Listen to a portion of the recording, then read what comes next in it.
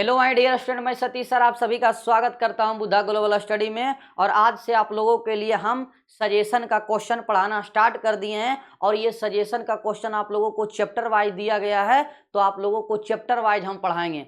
पहला चैप्टर विद्युत आवेश तथा विद्युत क्षेत्र का VVI जितना भी सब्जेक्टिव क्वेश्चन होगा, चाहे वह शॉर्ट क्वेश्चन हो लॉन्ग क्वेश्चन हो, दोनों आप लोगों को बताया जाएगा। इसी तरह दूसरे चैप्टर तीसरे चैप्टर पूरे फिजिक्स के हर एक चैप्टर को आप लोगों को हम चैप्टर वाइज जो सजेशन के तौर पे दिए हैं, शॉर्ट क्वेश्चन और लॉन्ग क्वेश्चन, सारा क्वेश्चन का आंसर करवाएंगे। और ऑब्जेक्टिव हमारे प्लेलिस्ट में जाके देख सकते हैं। और सब्जेक्टिव क्वेश्चन ही आप लोगों को टॉपर बनाने में मदद करेंगे। आज मेरे साथ सब्जेक्टिव क्वेश्चन को पढ़िए, उसके साथ आप लोगों के ऑटोमेटिक 3-4 ऑब्जेक्टिव क्वेश्चन क्लियर हो जाएगा। तो प्यारे बच्चों, VVI क्या होगा सर? VVI और TTI। सर VVI का मतलब तो पता है, वेरी वेरी इंपॉर्टेंट। TTI लग गया बाबू, इसका मतलब ताबड़तोड़ इंपॉर्टेंट। TTI का मतलब ताबड़तोड़ इंपॉर्टेंट, इसका मतलब आएगा ही आएगा एग्जाम में।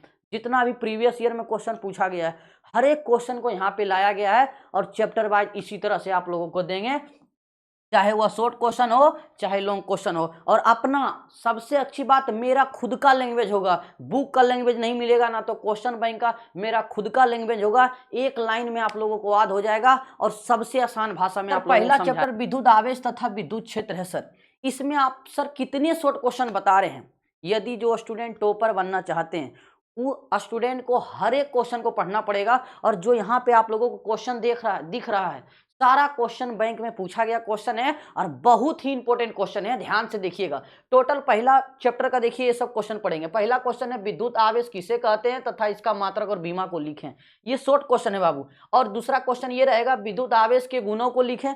फिर तीसरा है बाबू, विद्युत आवेश के संरक्षण के नियम को लिखें। विद्युत आवेश का क्वांटीकरण क्या है? विद्युत आवेश रेखीय आवेश घनत्व, पृष्ठीय आवेश घनत्व, इसके बाद आयतन आवेश घनत्व, ये तीनों के बारे में पढ़ेंगे। ये सारा क्वेश्चन है, सबका आंसर आप लोगों को आगे मिलेगा। एक दिखा दे रहे हैं कि इस तरह का क्वेश्चन आप लोगों से पूछा जाएगा शॉर्ट क्वेश्चन में, जो कि काफी ज्यादा इंपॉर्टेंट है। छठा पढ़ेंगे कूलाम के नियम प्यारे बच्चों। सातवां पढ़ेंगे कूलाम के सीमाएं यानी कूलाम के नियम के दोष पढ़ेंगे। फिर पढ़ेंगे स्थिर विद्युत बल और गुरुत्वाकर्षण बल। दोनों में पढ़ेंगे बाबू अंतर और समांतर, दोनों। अंतर भी पूछा गया और समानता भी पूछा गया है, बहुत बार पूछा गया है, आप लोग क्वेश्चन बैंक में देख लीजिएगा। चलिए अब अगले क्वेश्चन देखिए। अगला क्वेश्चन पढ़ेंगे बाबू, प्राविद्युतांक से आप क्या समझते हैं तथा निर्वात पानी और धातु के प्राविद्युतांक से के मान को लिखें। अगला क्वेश्चन है 10वां नंबर, विद्युत क्षेत्र की तीव्रता किसे कहते हैं तथा इसके मात्रक और बीमा को लिखें।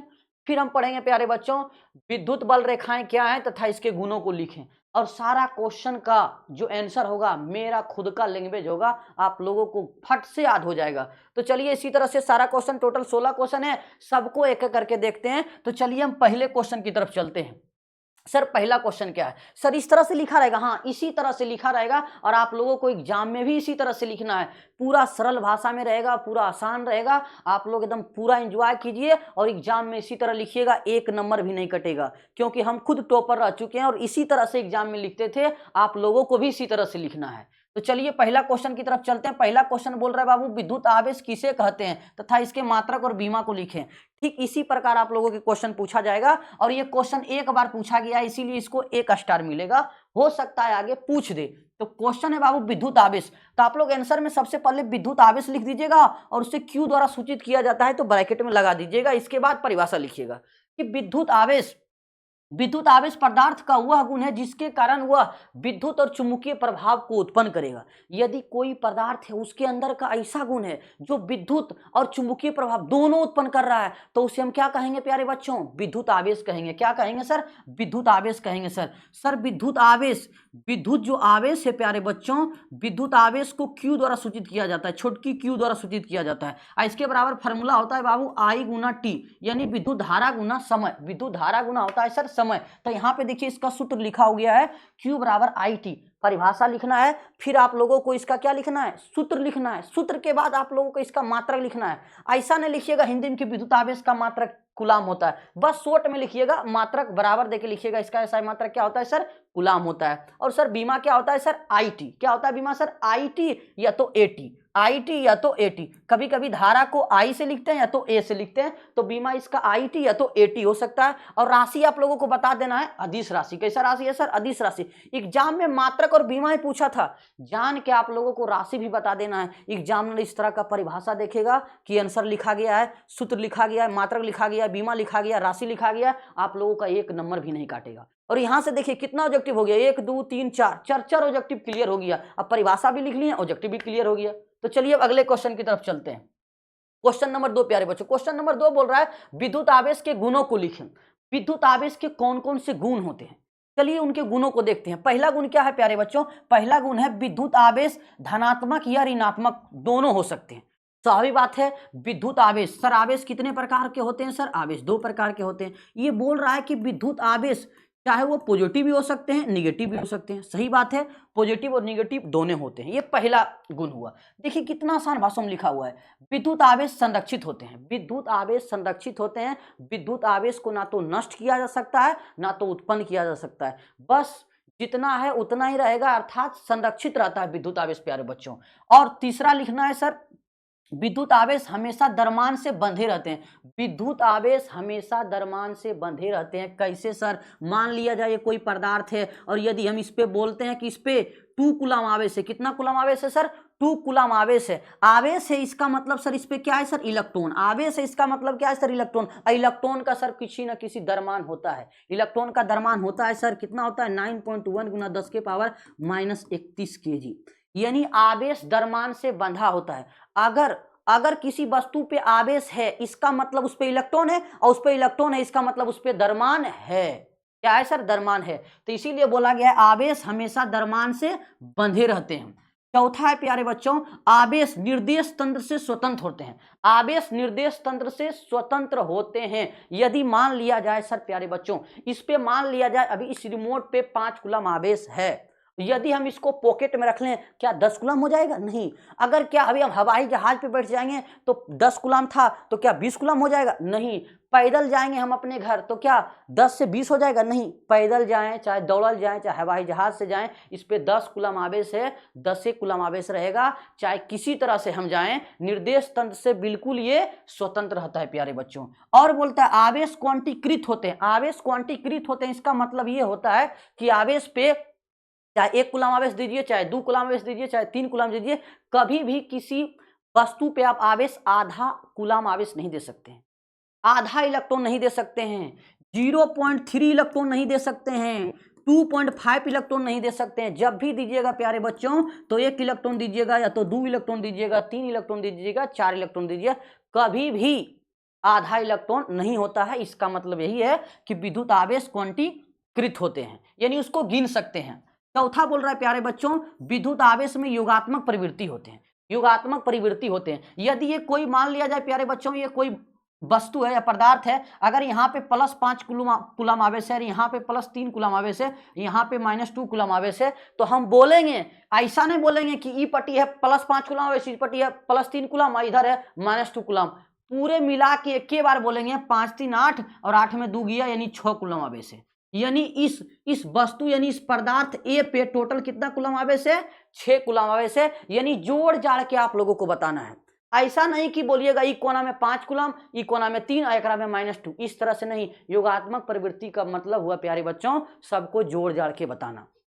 तो आवेश के गुण लिखने बोलेगा तो यही 4 गो आप लोगों को गुण लिखना है, 5 गो, कि विद्युत आवेश धनात्मक ऋणात्मक हो सकते हैं, विद्युत आवेश संरक्षित होते हैं, विद्युत आवेश हमेशा द्रव्यमान से बंधे रहते हैं, विद्युत आवेश निर्देश तंत्र से स्वतंत्र होते हैं, विद्युत आवेश को क्वांटीकृत प्रकृति पाया जा सकता है, विद्युत आवेश को गिन सकते हैं, और विद्युत आवेश में योगात्मक प्रवृत्ति होते हैं। ये बहुत ही आसान है, इसी तरह से आप लोगों को एग्जाम में लिखना है। तो चलिए अगले क्वेश्चन की तरफ चलते हैं। क्वेश्चन नंबर 3, जहां पे हमें ज्यादा एक्सप्लेन करने की जरूरत पड़ेगा हम करेंगे, क्योंकि हम अपने बच्चे को समझाना चाहते हैं। चाहे वो कमजोर कितनों भी बच्चा क्यों ना हो, अगर सतीश सर के पास आ गया तो उसको समझने में नौबत कभी भी नहीं आने देंगे हम, क्योंकि हम भी एक समय में स्टूडेंट थे। कहाँ पे दिक्कत होता था बच्चे को हमें पता है, क्योंकि हम स्टूडेंट रह चुके हैं। तो जहां जहां पे हमें दिक्कत हुआ है वहां पे आप लोगों को दिक्कत होने नहीं देंगे। इस तरह के कोई भी आप लोगों को नहीं लाएगा, क्योंकि हम उस समय खोजते थे कि इस तरह के यूट्यूब पे वीडियो मिले नहीं, लेकिन नहीं मिलता था।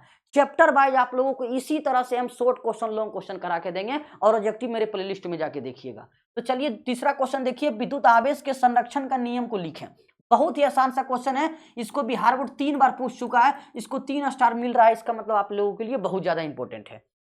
तो इसमें लिखना है प्यारे बच्चों कि किसी विलगित निकाय में आवेश न तो उत्पन्न किया जा सकता है और ना ही नष्ट किया जा सकता है, केवल इसका स्थानांतरण किया जा सकता है। क्या किया जा सकता है सर? केवल इसका स्थानांतरण किया जा सकता है। लिखिएगा, किसी विलगित निकाय में ना तो आवेश नष्ट किया जा सकता है और ना ही आवेश को उत्पन्न किया जा सकता है, केवल इसका स्थानांतरण किया जाता है, क्योंकि विद्युत आवेश हमारा संरक्षित होते हैं, कभी भी घटते बढ़ते नहीं है। एग्जाम्पल दीजिएगा, इस तरह से लिख के एग्जाम्पल दीजिएगा। जैसे हम देखिए Na प्लस और Cl माइनस दोनों मिलकर क्या बन गया सर? NaCl। Na प्लस है, इसका मतलब इसके पास कितना इलेक्ट्रॉन होगा सर? 10 इलेक्ट्रॉन होगा। और Cl माइनस है, क्लोरीन के पास 17 इलेक्ट्रॉन, लेकिन माइनस है तो 1 इलेक्ट्रॉन बढ़ गया, तो टोटल कितना हो गया सर? 18 इलेक्ट्रॉन हो गया। इसके पास कितना हो गया सर? 18 इलेक्ट्रॉन। और सर NaCl में कितना हो गया? सोडियम के पास 11 और क्लोरीन के पास हो गया 17। कुल मिला के सर इधर कितना हो गया सर? इधर अगर जोड़िएगा तो कितना हो गया सर? 28। इधर 28 और इधर भी जोड़िएगा तो कितना हो गया? 28। इसका मतलब सर अभिक्रिया से पहले और अभिक्रिया के बाद दोनों समय देखिए आवेश समान है कि नहीं?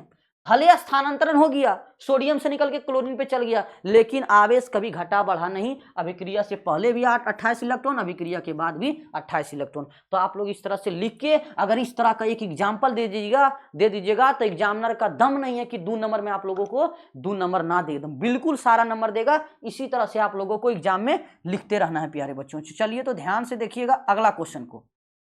अगला क्वेश्चन देखिए क्या कर रहा है सर। अगला क्वेश्चन चौथा नंबर क्वेश्चन है, विद्युत आवेश का क्वांटीकरण क्या है? बहुत ज्यादा इंपॉर्टेंट क्वेश्चन है, 2 बार इसे बिहार बोर्ड पूछ चुका है, ध्यान से देखिएगा। विद्युत आवेश का क्वांटीकरण वह गुण है जो बताता है कि किसी वस्तु पे जो आवेश होगा, किसी वस्तु पे जब आवेश देंगे तो मूल आवेश E का पूर्ण गुणज होगा। अगर मान लिया जाए इस वस्तु A है, यहाँ पे अगर इस पे हम आवेश देना चाहते हैं, क्या देना चाहते हैं सर? आवेश देना चाहेंगे ने तो मूल आवेश हमारा कितना होता है सर? E। इसका पूर्ण गुणज होगा, मतलब 1 इलेक्ट्रॉन दे दीजिए या तो 2 दे दीजिए या तो 3 दे दीजिए या तो 4 दे दीजिए, कभी भी आधा में नहीं देना है। तो इसीलिए फार्मूला बन गया Q बराबर Ne। क्या फार्मूला बना सर? Q बराबर Ne। ये मूल आवेश हमारा E है, इसका पूर्ण गुणज होगा। पूर्ण गुणज यानी पूर्ण संख्या से गुना कीजिए, यानी 0 को भी शामिल करना है। अगर कभी मेरा आवेश मन देने नहीं करेगा तब 0 आवेश दे दीजिए, यानी उस पर कोई आवेश नहीं है। तो सर यहाँ पे n का मान, सर यहाँ पे n का मान 1 हो सकता है, 0 हो सकता है, 1 हो सकता है, 2 हो सकता है, 3 हो सकता है, डॉट इसी तरह से बढ़ता जाएगा। और प्लस माइनस कुछ भी हो सकता है सर, प्लस माइनस कुछ भी हो सकता है। और सर n का मान कौन कौन नहीं होगा सर? कभी भी सर बटा में नहीं होगा, दशमलव में नहीं होगा, परसेंटेज में नहीं होगा। इस तरह का मान कभी भी n का नहीं होगा। n का मान 1 2 3 4 5 कुछ भी हो सकता है, प्लस हो चाहे माइनस हो। बटा में, दशमलव में, पूर्णांक में, परसेंटेज में ये सब नहीं होगा, याद रखिएगा। तो चलिए अब अगले क्वेश्चन की तरफ चलते हैं, ध्यान से देखिएगा प्यारे बच्चों। और यहाँ पे यहाँ पे E का मान अगर पूछे तो E का मान कितना रहता है सर? 1.6 गुना 10 के पावर माइनस 19 कूलम, क्योंकि मूल आवेश हमारा इतना ही रहता है, 1.6 गुना 10 के पावर माइनस 19 कूलम। इसका इस तरह से परिभाषा लिख दीजिएगा और फिर ये सूत्र लिख दीजिएगा और n के मान बता दीजिएगा कि n का मान कुछ भी हम ले सकते हैं, विदाउट क्या, खाली बटा में, पूर्णांक में, दशमलव में नहीं लेना है। तो चलिए अगले क्वेश्चन की तरफ चलते हैं। क्वेश्चन नंबर 5 है, ध्यान से देखिएगा। रेखीय पृष्ठीय आयतन आवेश घनत्व, ये तीनों होता है। एक होता है रेखीय आवेश घनत्व, एक होता है पृष्ठीय आवेश घनत्व, एक होता है आयतन आवेश घनत्व। आयतन आवेश घनत्व 2024 में पूछा था प्यारे बच्चों, 2024 में पूछ लिया गया है। तो हो सकता है रेखीय या तो पृष्ठीय, दोनों में से कोई एक पूछ दे। जब भी पूछेगा तो इस तरह से पूछेगा, रेखीय आवेश घनत्व क्या है, इसका मात्रक तथा बीमा को लिखें, तो 2 नंबर आप लोगों को मिलेगा। तो एक का करके हम तीनों को देख लेते हैं, तीनों में कोई एक पूछते। रेखीय आवेश घनत्व को सूचित करते हैं लेमडा से प्यारे बच्चों, किससे करते हैं? लेमडा से।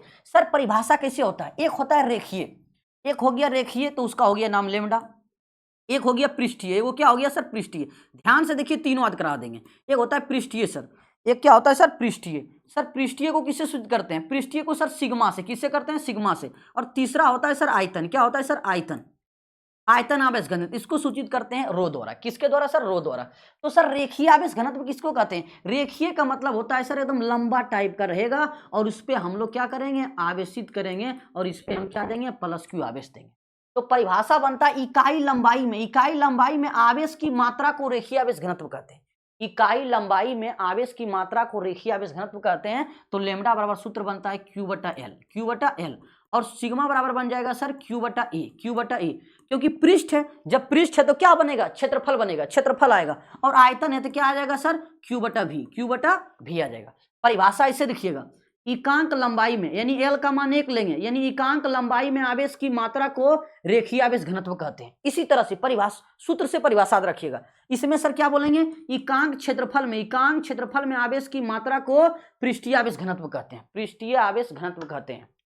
और इसमें बोलिएगा सर एकांक आयतन में आवेश की मात्रा को आयतन आवेश घनत्व कहते हैं। तो तीनों का परिभाषा क्लियर हो गया। इसी तरह से आप लोगों को लिखना है और यहाँ पे इसका सूत्र लिख देना है, लेमडा बराबर Q/L हो जाएगा। और मात्रक प्यारे बच्चों, लेमडा बराबर हो गया सर Q/L। मात्रक क्या होगा सर, आवेश का SI मात्रक कूलाम हो जाएगा और लंबाई का SI मात्रक मीटर हो जाएगा। तो मात्रक क्या हो जाएगा, कूलाम/मीटर। इसी तरह से आप लोगों को मात्रक छोटा सा लिख के यहाँ पे मात्रक लिख देना है, बीमा लिख के बीमा लिख दीजिएगा। इससे क्या होगा, उसको पढ़ना नहीं पड़ेगा, एकदम जैसी देखेगा एकदम फेस टू फेस उसको सब कुछ नजर आ जाएगा कि परिभाषा लिखा है, सूत्र लिखा है, मात्रक, बीमा, राशि लिख दिया है, फटाक से 2 नंबर देगा और आगे बढ़ जाएगा। और एग्जाम में किस तरह से कॉपी लिखना वो भी हम आप लोगों को बताएंगे, किस तरह से कॉपी लिखना चाहिए। और सर बीमा क्या हो जाएगा सर, बीमा ऊपर में देखिए आवेश का बीमा कितना होगा सर 80 और नीचे है सर लंबाई का बीमा कितना होता है सर M, लंबाई का बीमा कितना होता है सर, लंबाई का बीमा होता है L। तो जब ये ऊपर जाएगा तो हो जाएगा 80L के पावर -1 हो जाएगा सर। तो बीमा हो गया। राशि में कैसा राशि है सर, अदिश राशि। इसी तरह से आप लोगों को लिखना है। तो चलिए अगले तरफ देखते हैं। अगले तरफ देखिए सर पृष्ठीय आवेश घनत्व, पृष्ठीय आवेश घनत्व का बता ही दिए। सिग्मा बराबर कितना हो जाएगा सर, सिग्मा बराबर हो जाएगा Q/A, यानी परिभाषा हो जाएगा एकांक क्षेत्रफल में, जब यदि क्षेत्रफल का मान 1 मीटर स्क्वायर होगा, यानी एकांक क्षेत्रफल में आवेश की मात्रा को पृष्ठीय आवेश घनत्व कहते हैं। तो सिग्मा बराबर Q/A। यदि इसका मात्रक पूछेगा सर, तो मात्रक क्या हो जाएगा, ऊपर में हो जाएगा आवेश का मात्रक कूलाम और क्षेत्रफल का हो जाएगा सर मीटर स्क्वायर, यानी कूलाम/मीटर स्क्वायर। सर बीमा पूछेगा सर, तो बीमा क्या हो जाएगा सर प्यारे बच्चों, बीमा आवेश का बीमा होता है सर 80 और क्षेत्रफल का बीमा कितना हो जाएगा सर L², यानी बीमा हो जाएगा 80L के पावर -2, 80L के पावर -2। जब ये ऊपर जाएगा तो हो जाएगा सर -2। और सर राशि में अदिश राशि। इसी तरह से आप लोगों को लिखना है। और ये क्वेश्चन देखिए, ये 2024 में पूछा था, ये 2024 में, तो हो सकता है अगला वो 25 में पूछ दे। तो आप लोग इसी तरह से क्या करिएगा, आप लोग ध्यान लगा कर रखिएगा। अगले क्वेश्चन को देखिए, तो पृष्ठीय आवेश घनत्व हो गया ना सर, पृष्ठीय आवेश घनत्व, ये पृष्ठीय आवेश घनत्व यहाँ भी आ गया, पृष्ठीय आवेश घनत्व आगे आयतन आवेश घनत्व नहीं दिया है तो कोई दिक्कत नहीं। यहाँ पे हम लोग क्या कर लेते हैं, आयतन आवेश घनत्व यहाँ पे कर लेते हैं हम लोग आयतन आवेश घनत्व। इसको रो द्वारा सूचित करते हैं तो हो जाएगा इकाई क्षेत्रफल नहीं, इकाई आयतन में, बस इकाई आयतन कर देना है। इकाई आयतन में आवेश की मात्रा को आयतन आवेश घनत्व कहते हैं, आयतन आवेश घनत्व कहते हैं। तो इसका हो जाएगा सर रो बराबर कितना हो जाएगा सर Q/V हो जाएगा प्यारे बच्चों। यानी एकांक आयतन में आवेश की मात्रा को आयतन आवेश घनत्व कहते हैं। यदि इसका मात्रक लिखना चाहिएगा तो मात्रक क्या हो जाएगा सर, कूलाम/आयतन का मात्रक होता है मीटर क्यू, तो कूलाम/मीटर क्यू। सर बीमा क्या होगा सर, बीमा पूछिएगा तो आवेश का बीमा 80 हो जाएगा और इसका बीमा हो जाएगा सर L के पावर 3। तो कुल मिला के 80 और ई जब ऊपर जाएगा तो L के पावर -3 आ जाएगा प्यारे बच्चों। इसी तरह से राशि पूछेगा तो ये भी अदिश राशि हो जाएगा सर। तो चलिए अब अगले क्वेश्चन की तरफ चलते हैं। ध्यान से देखिएगा, क्वेश्चन नंबर बाबू 6 है। कूलाम के नियम को लिखें। Very important question. कूलाम का नियम बहुत ज्यादा इंपॉर्टेंट है। कूलाम ने सर आवेश के लिए नियम दिया था, एक आवेश के लिए नहीं, दो आवेश के लिए। कितने आवेश के लिए सर, दो आवेश के लिए। एक वो Q1 आवेश लिया, एक ठो और Q2 आवेश लिया, एक ठो Q1 लिया और Q2 आवेश लिया। और दोनों आवेश बहुत ही छोटा था, बिंदुवत आवेश था। बहुत बड़े आवेश के लिए कूलाम के नियम का प्रयोग नहीं किया जा सकता है, छोटे आवेश के लिए किया जा सकता है। और ये दोनों छोटा जो आवेश है प्यारे बच्चों, स्थिर होना बहुत जरूरी है, क्योंकि इसका नाम ही है स्थिर विद्युत बल। स्थिर विद्युत बल यानी ये दोनों आवेश स्थिर रहेगा तभी इस पे बल लग सकता है। तो कूलाम का नियम कहता है विरामावस्था में स्थित स्थित दो बिंदुवत आवेश, दो बिंदु आवेश या तो बिंदुवत आवेश, बिंदु आवेश या तो बिंदुवत आवेश का मतलब हुआ छोटा सा आवेश, इतना बड़ा नहीं लेना है, एकदम चुट्टू सा लेना है। क्या लेना है सर? चुट्टू सा। तो विरामावस्था में स्थित दो बिंदु आवेशों के बीच लगने वाला आकर्षण तथा प्रतिकर्षण बल, लगने वाला आकर्षण तथा प्रतिकर्षण बल आवेशों के गुणनफल के समानुपाती, आवेशों के गुणनफल के क्या होता है सर? समानुपाती, आवेशों के गुणनफल के समानुपाती, यानी Q1 और Q2 के क्या होगा? गुणनफल के समानुपाती, तथा दूरी के वर्ग के व्युत्क्रमानुपाती, दूरी के वर्ग के व्युत्क्रमानुपाती। तो इनके बीच दूरी मान लेते हैं सर r, कितना मान लेते हैं? r। तो इसके दूरी के वर्ग के क्या हो जाएगा सर? व्युत्क्रमानुपाती। वर्ग कर दिए, व्युत्क्रमानुपाती का मतलब होता है उल्टा। क्या होता है सर? उल्टा, उल्टा। यहाँ पे सर आवेश के हो गए समानुपाती, इसका मतलब आवेश बढ़ाइएगा, आवेश के मान बढ़ाइएगा तो इधर बल भी बढ़ेगा। और यहाँ पे हो गया सर व्युत्क्रमानुपाती, इसका मतलब दूरी का मान बढ़ाइएगा तो बल का मान घटेगा, बल का मान क्या होगा सर? घटेगा। अगर यहाँ दूरी को सर, यहाँ दूरी को कर दीजिएगा दुगुना, तो यहाँ पे बल हो जाएगा 1/4। क्या हो जाएगा सर? 1/4, क्योंकि स्क्वायर है, 2 का स्क्वायर क्या हो जाएगा सर? 1/4 हो जाएगा। इस तरह से भी क्वेश्चन पूछा जाता है। तो इसका एकदम बहुत सिंपल सा परिभाषा है, आप लोगों को बताना है विरामावस्था में स्थित दो बिंदु आवेशों के बीच लगने वाला आकर्षण तथा प्रतिकर्षण बल दोनों आवेशों के गुणनफल के समानुपाती तथा इनके बीच के दूरी के वर्ग के व्युत्क्रमानुपाती होता है। इसे ही कूलाम का नियम कहा जाता है। सर आकर्षण प्रतिकर्षण क्यों?